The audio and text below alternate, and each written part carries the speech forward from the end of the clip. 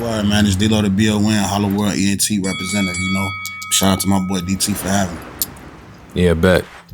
So as I've been having these conversations with different artists in the city, I've begun most of the conversations in about the same way. Okay. And I've done it by talking about the juxtaposition between the two versions of this conversation that I've done. For the most part, I haven't had two conversations with any artist. Only at this point, only Arson Hendo and King Griffey are the only two artists who I've had a second conversation with. Everyone else has just been one conversation. And in half of those instances, me and the person had collaborated on music together before. We were at an event and performed together. Maybe I shot music videos for him when I was shooting music videos, did photo shoots for him. In some way, we had some type of artistic collaboration and engagement before. So I knew something about their artistic process, and I knew something about them as a person as well. And then for the other half, it has been people where I've maybe had some social media engagement with them. Maybe we was in the same place at the same time and spoke real quick. But for the most part, we didn't really have a rapport. We hadn't never really conversed. So this conversation was me getting to know them as an artist, as well as getting to know them as a person. And so for me and you, it falls into that latter instance where we've never really had a chance to converse before. I've seen some of the work that you've been putting in on the city artistically, and we were together probably about 2 weeks ago when I sat down with OTO as a whole. Excuse me, OT, my fault. Hollow World as a whole.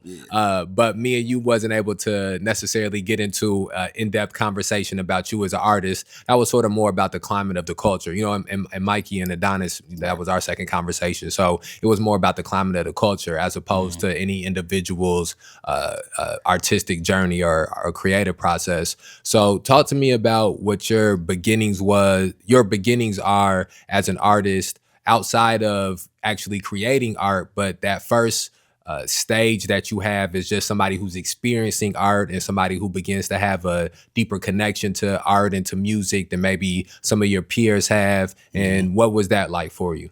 Man, to me, honestly, it was I would say it was more so nervousness. You feel me? Because it's like me being a new motherfucker. You feel me? So it's like, all right, how could I come like this, or how could I come like that? Make my presence be known when I do enter. You feel me?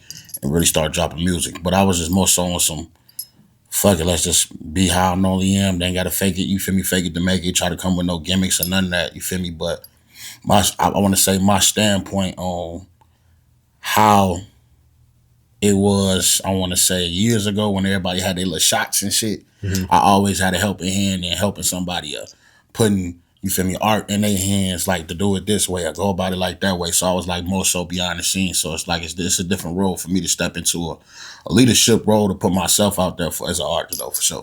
What was it like for you? What was some of the first music you listened to when you were younger and you started to, whether some people talked about their parents playing music for them, some people talked about their uncles or their siblings or friends that they grew up with, before you began to create music and write music, what were some of the artists that you listened to and who influenced you to listen to some of those artists? I say this all the time, man. My first artist actually that I could say that I sat and spent money on buying the CD was 50 Cent for sure.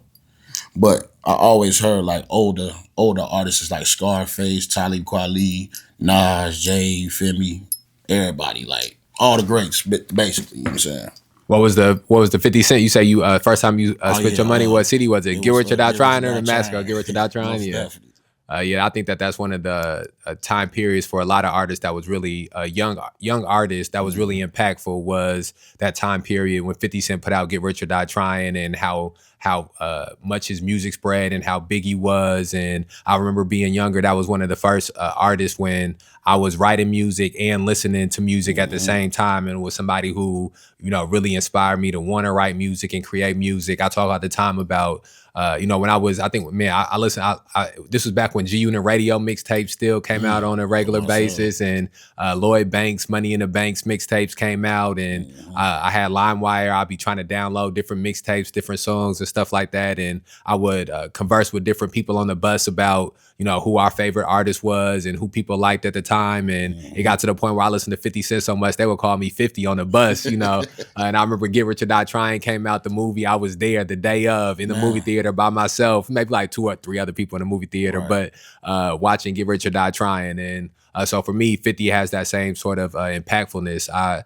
One of the things that has always stuck with me about 50 was he was one of the first people who I noticed that could just make a really good, complete song. You know, he can write great hooks. He knew what to say on the hook to make it catchy. He knew what to say on the verse to make you be able to remember the verse. Yeah, 100%. When they with you with them white folks, they gon' kick your back. And when the captain asks what happened, they give reenactments. Niggas gon' sell they soul for them Benjamin Franklins. I'm gon' make it hard to live with the decisions they making. They gon' front on all them records like them niggas is gangsters. But in boardrooms, they gon' get picked by them racists. Let me know, baby girl, just let me know. Baby girl, just let me know. Ay, just let me know what you want, cause after this, how could you find me? I'm out the way with them rolls and counting on stacking with fan freaks. I done this shit before and had it turn down me a damn piece. Shorty can see what I'm on and now she gon' wanna co-sign me. I had it took her finesse all alone, I'm hustling, stacking up times 3. She fucking with little niggas knowing I'm grown, so no, you ain't gotta remind me. Shorty